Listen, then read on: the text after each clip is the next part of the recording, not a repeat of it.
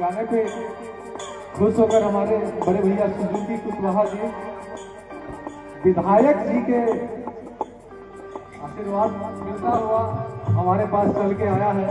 हमारे भैया संभालिए इसको और इसको आगे समझाना है। क्या कहती थी? कल नहीं आना, कल नहीं आना, मुझे न बुलाना, मार जाता ना जमाना। कल नहीं आना, मुझे न बुलाना, मार जाता ना जमाना। तेरे होठों पे आज इज़रार था, कोई तुझको तो आज नहीं आना था। तू चली जाई तुम्हारी क्या बात हो गई, तू चली जाई तुम्हारी क्या बात हो गई।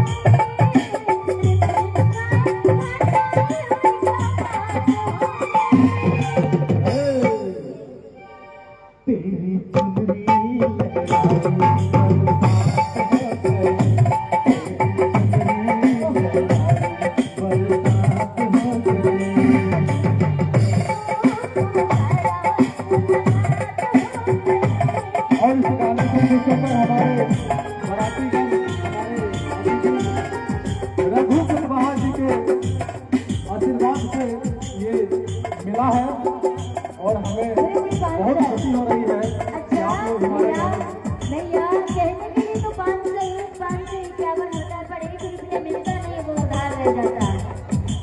वो एक एक करके कहीं अनेक ना हो जाए। चलिए वो जोड़ के एक बार दे दीजिएगा क्या?